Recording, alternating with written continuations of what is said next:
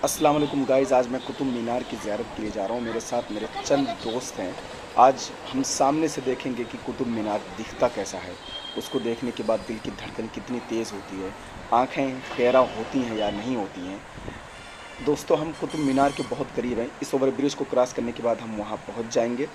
और फ़िलहाल हम लोग यहाँ लाइन में लगे हैं टिकट लेने के लिए। इंडियन और फॉरेनर के लिए अलग अलग रेटों पर टिकट मिलता है। टिकट लेने के बाद ही आप एंट्री कर सकते हैं। एक ज़बरदस्त एंट्रेंस बनाया है। आप यहाँ से टिकट लीजिए और टिकट ले जाने के बाद आप वहाँ पर अपने टिकट को शो करें। उसके बाद आपकी एंट्री होती है उस एरिया में जहाँ से कुतुब मीनार की सारी चीज़ें शुरू होती हैं। देखिए, हम टिकट पा गए हैं और यहाँ से आप कुतुब मीनार की शान, उसकी शौकत, उसकी अज़मत, उसकी बुलंदी और उसकी हैबत को देख सकते हैं दोस्तों। और अल्लाह का शुक्र है कि हमने टिकट बहुत आसानी से हासिल कर लिया है। अब हम कुछ देर में अंदर दाखिल होंगे। अल्हम्दुलिल्लाह दोस्तों, हम अंदर आ गए हैं और यहाँ फूल बूटे, क्यारी और एक ज़बरदस्त किस्म की नक्शो नगारी यहाँ पर आपको देखने को मिलेगी। यहाँ कुतुब मीनार के बारे में थोड़ी डिटेल थी। कुछ लोग ज़ायरीन तस्वीरें बना रहे हैं, घूम रहे हैं। और ये है कुतुब मीनार दोस्तों। कुतुब मीनार एक लंबा मीनार है जो सुर्ख ईंटों से तामीर किया गया है। इसके अंदर 379 सीढ़ियां हैं।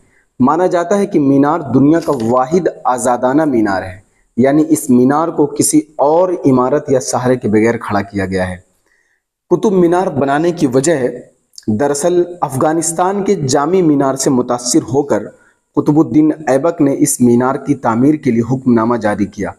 कुतुबुद्दीन ऐबक के दौर में इसकी तामीर शुरू की गई, लेकिन उसके दौर में सिर्फ बुनियादी मंजिल का काम मुकम्मल हो सका। फिर ऐबक के जानशीन अल्तमश ने इसके मज़ीद 3 मनाजिल तामीर करवाए। बाद में फ़िरोज़ शाह तुगलक ने 5वीं और आखिरी मंजिल की तामीर करवाई। कुतुब मीनार की बुलंदी 240 फीट है और इसकी बुनियाद की चौड़ाई 50 फीट के करीब है, जो ऊपर जाकर 9 फीट रह जाती है। मीनार के अंदर गोल सीढ़ियां ऊपर जाती हैं। पहले लोगों को ऊपर जाने की इजाज़त थी, लेकिन 1981 ईस्वी में भगदड़ की वजह से बहुत से लोग हलाक हो गए।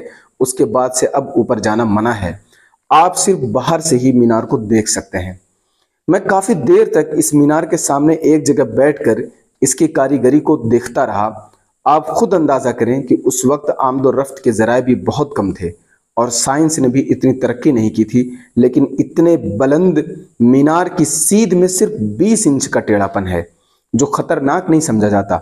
ये कैसे मुमकिन हुआ? इस काम के लिए जितनी महारत और इल्म की ज़रूरत थी, उसका सही अंदाज़ा माहिरीन तामीरात ही कर सकते हैं। इससे मैं इस नतीजे पर पहुंचा हूं कि आज से 1000 साल कबल भी हिंदुस्तान के लोगों के पास इतना इल्म ज़रूर था, जिसे इस्तेमाल करके उन्होंने इतनी शानदार इमारतें तामीर की। मुगलों की तामीर में न सिर्फ बहुत वुसअत होती है, बल्कि पैसे का इस्तेमाल भी बहुत ज़्यादा होता है, जबकि इस मीनार में कारीगरी की इंतहा है। ये मामूली मीनार नहीं, बल्कि इसे गौर से देखा जाए तो मालूम होगा कि इसके चारों तरफ बहुत खूबसूरत काम किया गया है। कुरानी आयात भी लिखी हुई हैं और यूं महसूस होता है जैसे इसे बहुत ही ज़हीन और तरबियत याफ्ता कारीगरों ने बनाया है। मुझे इस मीनार को देखकर एहसास हुआ कि यह कहना मुनासिब नहीं है कि उस वक्त मुसलमान साइंस नहीं जानते थे। 1000 साल पहले 240 फीट बुलंद मीनार की तामीर, जो आज भी अपनी बुनियादों पर खड़ा है, उसके ऊपर बेशुमार नक्शो निगार, उसके लिए कितनी मजबूत बुनियाद चाहिए थी, किस तरीके से सामान ऊपर लेकर जाना था और उसमें कैसा रंगो रोगन इस्तेमाल करना चाहिए था, जो अब तक भी मौजूद है। पत्थर जोड़ने के लिए क्या मटेरियल इस्तेमाल किया गया, मैं समझता हूं कि ये सब कुछ तामीर की इंजीनियरिंग समझे बगैर मुमकिन नहीं।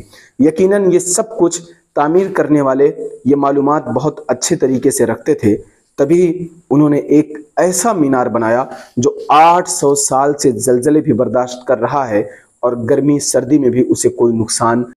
गाइस, सिर्फ ये नहीं, जब आप कुतुब मीनार देखने आएंगे तो आपको कुतुब मीनार के इर्द गिर्द ऐसे ऐसे बरामदे नज़र आएंगे जो आपकी अकल को हैरान और शशदर कर देंगे।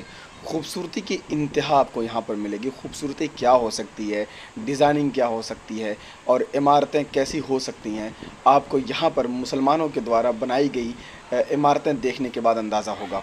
तो कुतुब मीनार बहुत ही खूबसूरत, ज़बरदस्त, जामे اور لاجواب مینار ہے جسے دیکھ کر ہم لوگوں کو اپنے باپ دادا پر فخر ہوتا ہے۔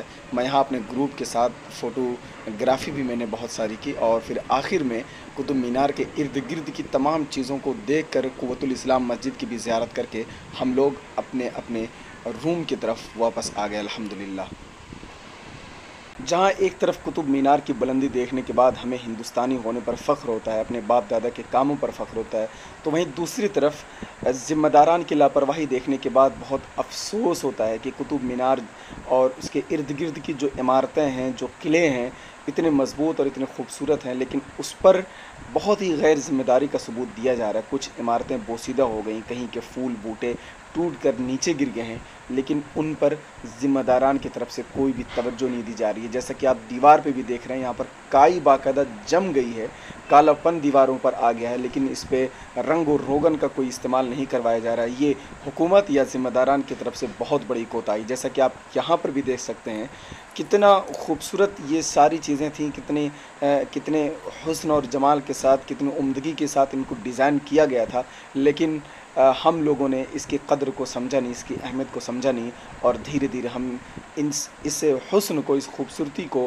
اس قابل فخر عمارت کو کھو رہے ہیں، جبکہ اس پر حکومت کو خاصی توجہ دینے کی ضرورت ہے۔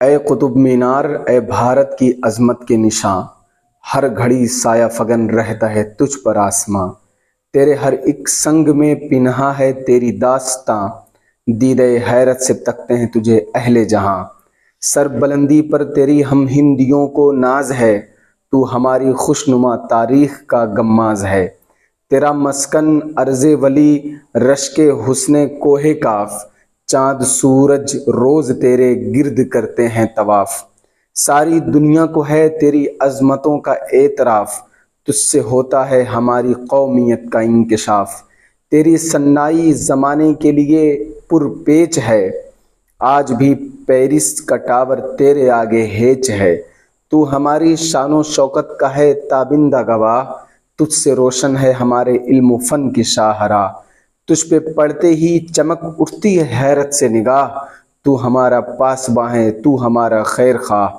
ترجمان وقت ہے تو رہنمائے فن ہے تو، ہاں لباس سنگ میں ایک پیکر آہن ہے تو۔ دوستو، اگر آپ نے ابھی تک قطب مینار کی زیارت نہیں کی ہے تو پہلی فرصت میں وقت نکالیں، ٹکٹ لیں اور سیدھے دلی پہنچیں اور قطب مینار کو دیکھیں۔